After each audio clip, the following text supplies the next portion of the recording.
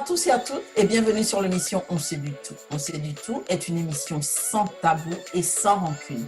C'est une émission dans laquelle on parle de tout ce qui nous est arrivé, de tous les coups que la vie nous a donnés au visage, de tous les coups, c'est-à-dire des situations vraiment qui ont créé d'autres situations, d'autres conséquences sur notre personne, que ce soit sur le plan sentimental, professionnel, amoureux ou amical.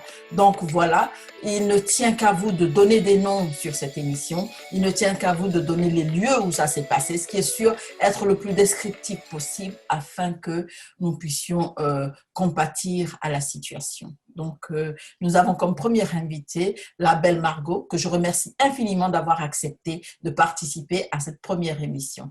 La belle Margot, c'est à toi. Bonjour, merci de me donner l'opportunité de dire ce que j'ai à dire, de dire ce que j'ai vécu. Je ne vais pas dire de nom. Je suis aux États-Unis, ça fait 3 ans. Je suis assistante de direction. Quand je suis arrivée, je ne connais pas le terrain, la langue et tout. Et vu que j'ai les aptitudes d'enseigner, quand je suis arrivée à Los Angeles, j'ai passé une annonce pour pouvoir m'occuper des enfants et donner des cours de français, ce qui est très demandé à Los Angeles. Je me suis créé ce petit créneau-là. Et j'ai une famille qui m'a appelée. Je suis arrivée en mai. En août, j'ai eu ce boulot-là, une belle opportunité. Ils payaient bien. Ils m'ont dit, oui, bon, on a des enfants, on est français et on veut que tu entretiennes le français avec les enfants. OK, je suis partante, j'adore les enfants déjà. J'ai une belle complicité avec les enfants. Je prends. Alors, ce qui s'est passé, c'est qu'au départ, j'étais avec ces enfants. Je m'occupais des devoirs des enfants, essentiellement de deux enfants. Et au fur et à mesure, les parents m'ont dit, est-ce que tu pourrais faire un peu de rangement pour qu'on t'augmente un peu plus? Ils avaient déjà 2 femmes de ménage. Je vais reprendre vite fait ce que vous avez dit pour être sûr que tout le monde comprend. Bon, déjà, vous aviez une éducation universitaire à Paris. Oui, j'ai une licence. Au niveau licence, vous êtes venu dans un nouveau pays, aux États-Unis, à Los Angeles. Bien sûr, nouveau terrain, nouvelle situation. Il fallait que vous trouviez quelque chose à faire immédiatement. Et vous êtes tombé dans une famille où on vous a pris en tant que nanny. Nanny, c'est-à-dire en fait surveiller les enfants. Hein. Vous ne faites pas la cuisine, vous ne faites pas le ménage. C'est ça? Ce n'était pas inclus dans votre contrat. C'était juste en fait aider les enfants à parler mieux le français. Donc, je vous laisse continuer. On a bien cerné maintenant le contrat que vous aviez avec cette famille. Et que s'est-il passé? Ce qui s'est passé, ils m'ont demandé de faire un peu de rangement par-ci, par-là. Ils avaient 2 femmes de ménage, une qui repassait, une qui venait. Elle venait 2 fois par semaine. Moi, on m'a demandé ça parce que quand les enfants sont à l'école, j'avais un peu de temps libre. Cette petite corvée est devenue de plus en plus de grande corvée. Ils demandaient un peu plus. On me demandait, est-ce que vous ne pouvez pas faire le lit le matin de temps en temps? Ça me gênait. Bon, je me suis dit, mais c'est pas ce qu'on m'a demandé.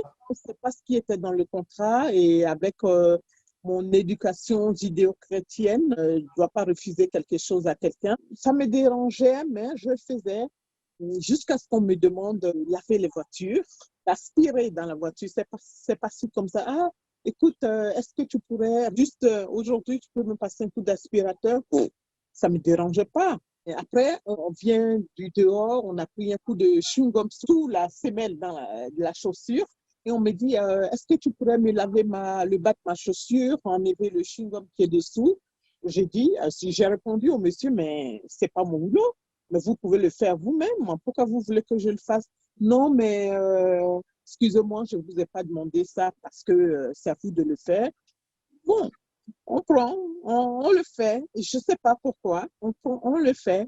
Et on me demande après, est-ce que tu peux laver la voiture? Une fois, la dame, elle vient du dehors et elle se déchausse dans la cuisine, elle laisse ses chaussures là, je ne sais pas pourquoi, elle laisse là et puis elle part. Moi, ce n'est pas mon travail.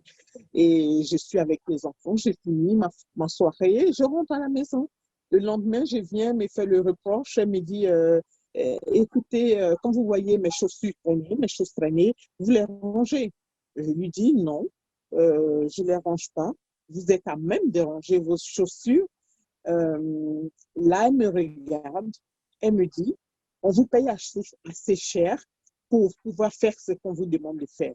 Je lui dis, ah bon, ça, c'est pas ça mon contrat et je ne vais pas le faire. Je commence à me rebeller un tout petit peu. Malheureusement pour moi, 9 mois après, mon mari tombe malade. Mon mari a un AVC, ma vie chamboule. Il a eu une grosse opération de la tête. Là, ma vie a changé.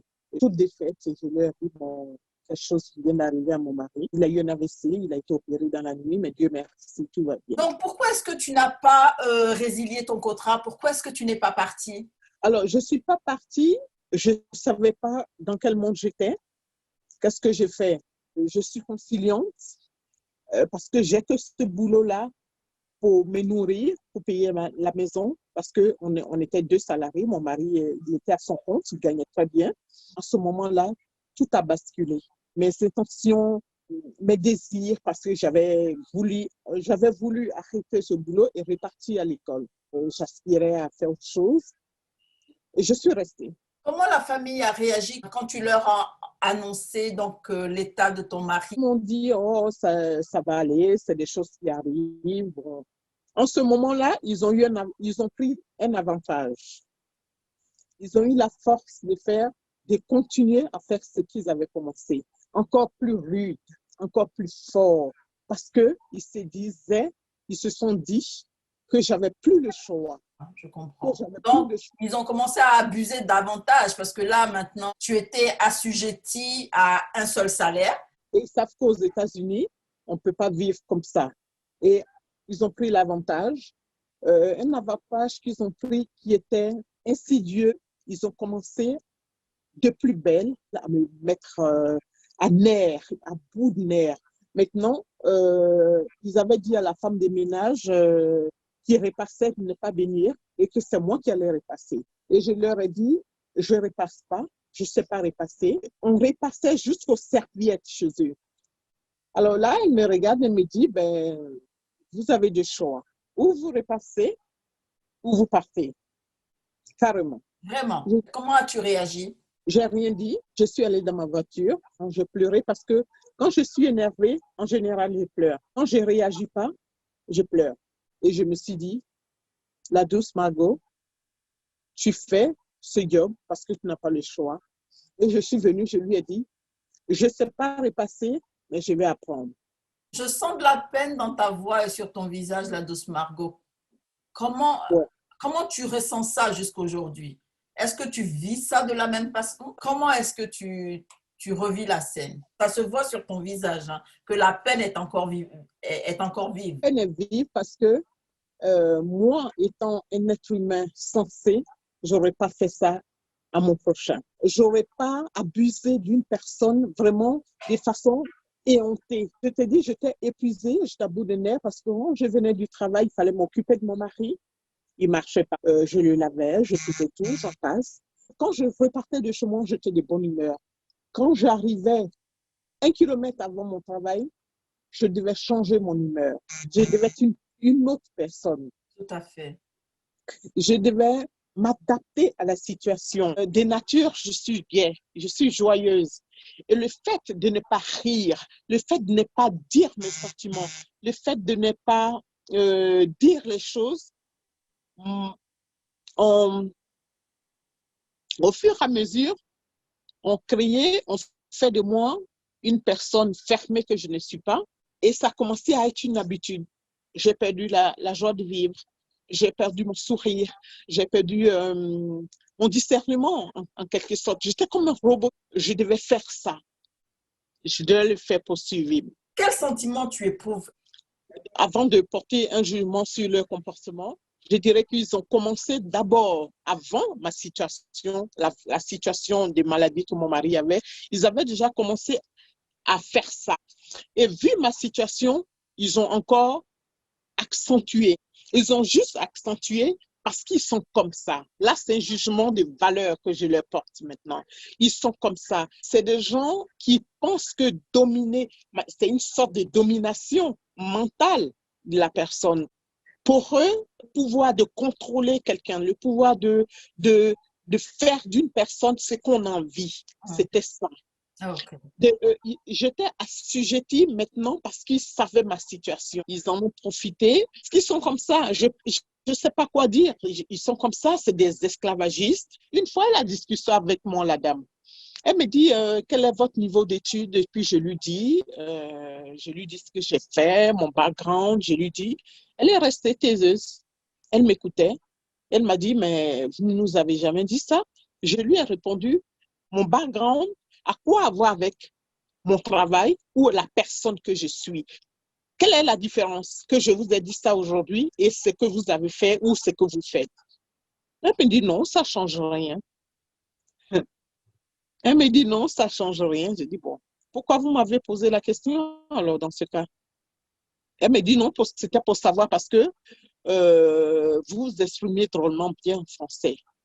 Je lui dis ah bon, quand vous m'avez recruté, c'était pour être avec les enfants, pour faire les devoirs avec les enfants. Alors si vous pensiez que je n'étais pas bonne en français ou je n'écrivais pas bien le français, pourquoi vous m'avez recruté dans ce cas-là? Et donc, en parlant de situation, tu es en situation régulière. J'ai ma green card ici, Hein. donc je suis régulière. Tu penses que ce genre de traitement que les gens ont au travail, parce que je suis convaincue, le but de cette émission, c'est pour dire que tu n'es pas la seule. Tu n'es pas la seule, la belle Margot. Je suis sûre qu'il y a des gens qui vivent cette situation. C'est-à-dire qu'avec leur niveau d'études, ils sont obligés, par rapport à leur conditionnement, d'accepter un certain travail et les patrons euh, abusent de cette situation. Et comme tu viens de le décrire, ton niveau d'études, des fois, franchement, on ne peut pas toujours mettre ça sur la table parce que sinon on n'accepterait pas certains travaux. Si c'était ta référence, est-ce que ça a eu des répercussions sur ta santé? Oui, je suis restée avec eux 2 ans et demi. J'en parlais à tout le monde. Pour que je sois bien, j'en parlais à tout le monde autour de moi. Oui, je leur disais, je ne suis pas bien. Dans ce travail, je ne suis pas bien, mais je n'ai pas le choix. Si je quitte maintenant, mon mari ne travaillant pas, je ne sais pas quoi faire. Des fois, ils me font des choses. J'avais 1 heure de pause quand je me mettais dans la voiture, je pleurais. Euh, pourquoi accepter l'inacceptable? Je vais faire une parenthèse. Je suis allée à Paris. Je leur ai dit carrément que je ne vivrais pas avec eux. Là où ils habitaient, il y avait une femme de ménage. Il y avait une femme de ménage et moi, c'était toujours pour les enfants. Un matin, la dame me dit, mais vous ne faites même pas le ménage où on vit. Je lui ai dit non, je ne fais pas le ménage, je ne le ferai pas. Là, j'avais commencé à me rébeller. Je n'ai pas fait le ménage parce qu'il y avait une femme de ménage. Pourquoi il y a une femme de ménage et moi, je dois faire le ménage Là, je lui ai dit, pour qui vous me prenez? Comment tu peux expliquer sa réaction? Le contrat dit tu es là pour les enfants. Pourquoi est-ce qu'elle insiste pour que tu fasses autre chose? Je lui ai posé la question plusieurs fois. Je lui ai dit, pourquoi vous voulez, pour vous faire le ménage, c'est une domination suprême. Elle me dit, qu'est-ce que vous entendez par là? J'ai dit non. Il y a des femmes de ménage, il y a des gens qui viennent pour entretenir la maison. Pourquoi vous voulez que moi, je fasse le ménage? Pourquoi? Ce n'est pas dans le contrat. Pour vous, faire que je fasse le ménage voudrait dire dans votre tête, je lui ai donné les mots. J'ai dit, voudrait dire dans votre tête que vous me dominez ou bien que vous avez un pouvoir suprême. Elle me dit non. Vous savez, euh, quand nous on emploie des gens, écoute-moi bien, des gens comme vous, je dis des gens comme moi, c'est-à-dire, elle me dit des gens comme vous, excusez-moi, hein, c'est pas votre couleur de peau ou bien, vous êtes en train de mettre le doigt sur quelque chose. Vous voyez, et je me vois comme vous, j'ai pas de couleur de peau, je suis une citoyenne du monde. Vous mettez le doigt sur quelque chose que vous n'arrivez pas à me dire depuis longtemps. Votre couleur de peau. Ma couleur de peau est égale à femme de ménage. Ma couleur de peau est égale à subalterne. Ma couleur de peau est égale à quoi? Le fait que je sois en train de vous dire que moi, dans ma tête, moi, j'ai une éducation, moi, je suis instruite, ça ne vous plaît pas? Vous voulez forcément que je fasse le ménage. Moi, ça ne me dérange pas parce que je fais le ménage chez moi. Mais le fait de me le dire de façon insidieuse, de me le dire de façon Déguisé. déguisée, me dérange beaucoup. Si vous me demandez, la douce Margot, faites-moi ça, je peux vous le faire, il n'y a pas de problème. Mais insister, me le dire avec autorité, je ne l'accepte pas et je ne l'accepterai jamais. Le fait que je l'ai fait vous a donné le courage de continuer à me dire de faire. Mais je l'ai fait parce que je n'avais pas le choix. J'étais obligée de lui dire ça. Et ça a continué. Hein. Quand on est venu, c'était encore, elle m'a reproché d'être espionnante, de lui avoir répondu à Paris. Je n'en pouvais plus. Je continuais quand même avant d'arrêter un boulot, il faut assurer ses arrières. Du coup, je m'occupais aussi de mes enfants à Paris avec ce salaire. Mais j'étais tellement dans un engrenage que je ne réfléchissais plus. Vraiment, je disais, j'étais robotisée. Je devais le faire. D'accord. Voilà. Ça a réagi sur ta santé. Ça a commencé à avoir des répercussions sur ma santé, mal au dos, mal à la tête. Je me souviens, au mois de février, j'en ai de plus en plus mal. J'avais accumulé une fatigue nerveuse, j'avais accumulé des désarroi. Je me suis dit en ce moment-là, tu es réduite à ça, mon corps peut faire quelque chose et mon cerveau ne peut pas l'accepter. Là, c'est mon cerveau qui ne l'acceptait plus. Et je suis tombée malade. Toute cette accumulation a affecté ta santé et tu as fait toi aussi un AVC. Oui, j'ai fait un AVC le 24 février. Voilà, parce que tu t'es assujetti à des conditions de travail qui n'étaient pas au départ prévues. Donc, si tu avais un conseil à donner à quelqu'un aujourd'hui qui se trouve dans une situation comme ça, quel conseil donnerais-tu? C'est un peu difficile de donner des conseils à quelqu'un dans ce cas-là. Quand tu n'es pas chez toi, que tu es dans un environnement qui n'est pas le tien, tu es obligé des fois de faire des concessions sur des choses, tu es obligé des fois de prendre des choses qui ne te conviennent pas. La vie que j'ai à donner, c'est de ne pas faire quelque chose qui vous contrarie. Quel que soit le bilan qu'on vous propose, il ne faut jamais faire les choses qui vous contrarient. Parce que quand la contrariété emmène le cerveau à faire un blocage. Et moi, le blocage de mon cerveau a été fait petit à petit. Bien sûr. À un moment donné, ça a pété. Dieu merci. La chance que j'ai eue, c'est que j'ai été vite prise en main. Je ne parlais plus. Je ne sais pas comment te dire. Ça veut dire que le blocage, il était extrême. Pendant 20 jours, je n'ai pas eu de mot. Je n'ai pas parlé. J'étais fille. Il y a des anges partout. Et quand on a un bon karma, une belle âme, on peut arriver à guérir, on peut arriver à s'en sortir, on peut arriver à sortir de certaines situations. Je vous assure, même au départ de l'argent, cet argent, si j'étais morte, qu'est-ce que ça allait m'amener? Absolument. Les enfants allaient être orphelins. Les gens qui m'aiment allaient souffrir de mon absence. L'argent, ça contribue au bonheur, mais il ne fait jamais le bonheur. Moi, je pense que l'amour doit être au centre du tout. L'amour du travail. Il faut faire ce qu'on aime faire. Soit des ambitions, il ne faut pas les revoir à la baisse pour de l'argent.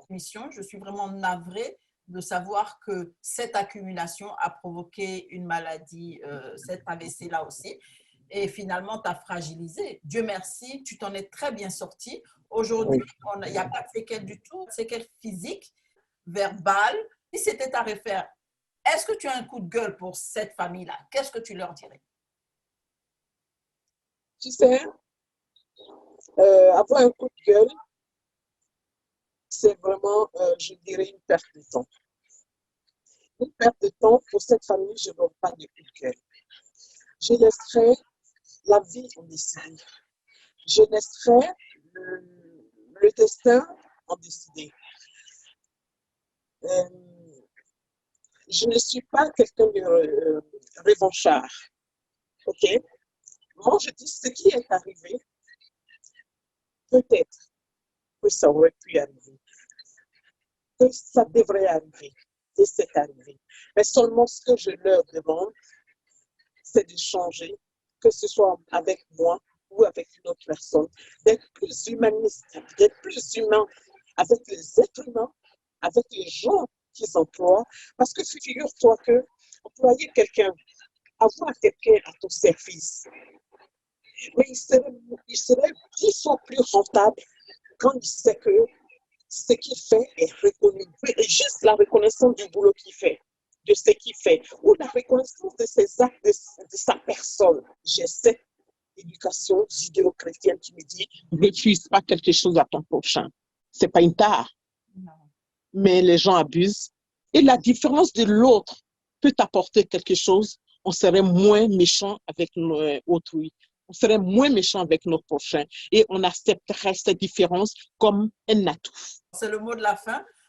Merci d'avoir parlé à cœur ouvert parce que je peux te garantir que tu n'es pas la seule. On a commencé cette émission parce que justement, il y a eu du ressenti. On a vu statistiquement qu'il y avait beaucoup de gens dans notre communauté qui se plaignent de cette situation. Donc, si tu connais des amis, si tu connais des collègues ou quelqu'un de la famille qui vit cette situation, invite-le à venir à notre émission, en parler, se vider, on se dit tout, sans rancune, sans tabou, afin de pouvoir aider d'autres personnes. Merci beaucoup, à bientôt.